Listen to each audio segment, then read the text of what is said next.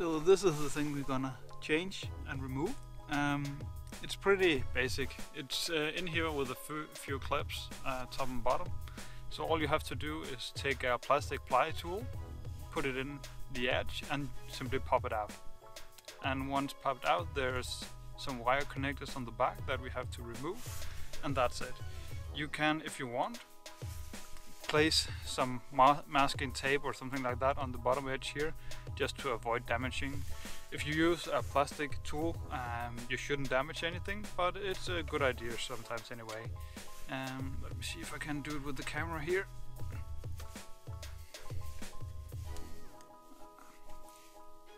I'm gonna do it off camera, that seems a bit easier with both hands. Okay, as you can see now, I got it popped out all the way around, so you can just remove it out. You can see here there's some tabs on the bottom and one on the top. Yeah, and that's basically all holding it in. So there's the wire plug here in the back, just have to push down and then you can push it out. And then you have the whole assembly here. And now let's go back and inside and let's change it around. So now we're back inside and we are going to change the regular start button out with this blue one. And it's fairly easy to do. We have the regular setup here, and all you have to do is take the backing off. As you can see here, there's some clips all the way around holding it back. So once they are lifted all the way around, you can lift the backing here off, push in 2 pins, and the button will fall out. So let's get to it.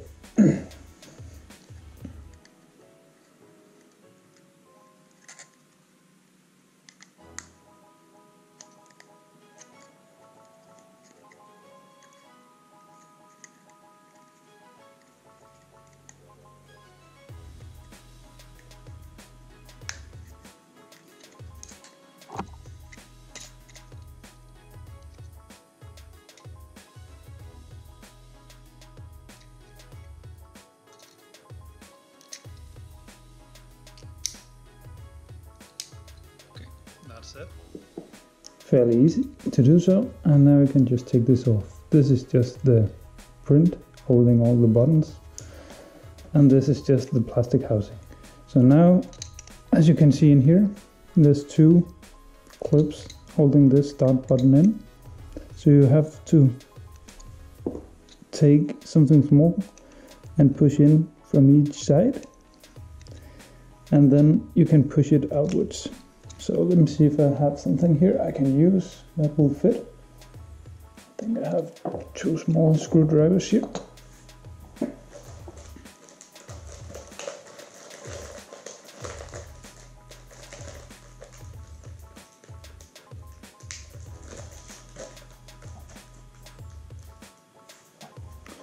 So I have this small one, and then we can just push in here.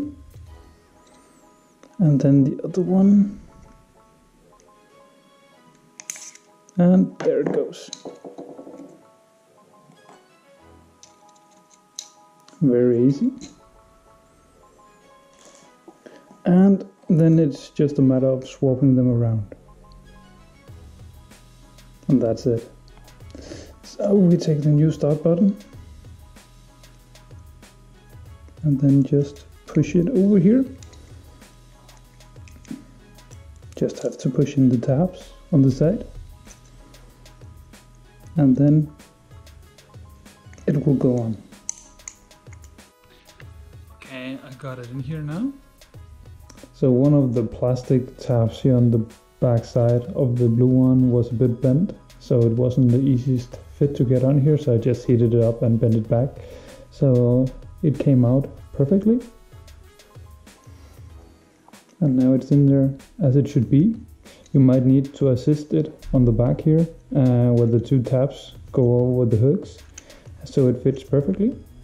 And then it's just a matter of clicking the back side back on and installing it in the car. So let's get back to the car and install it back in, and let's see how it looks. Okay, so now we're back in the car and we have to install this. It's fairly easy to do. You just have to plug it back in and hear the click, and it already light up, and then we just have to push it back in, and that's it. And we can test it if it works, and it did. So everything looks to be in perfect order. And now you just have to enjoy the start button. You can get these start buttons in different colors. I chose the blue one because I'm going with a blue theme on the car. But you can get it in red, most people do. You can also get them in yellow and green, whatever you really want. And it's a cheap mod. I think I got this for around 10 euros or so. So off eBay or Amazon you can also get these.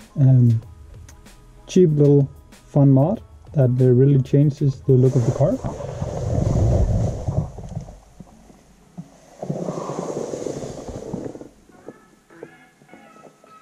So next thing to do for me will be to cover my steering wheel in Alcantara with the blue line in the top and with the M color stitching on the inside. That will go really well with the blue button.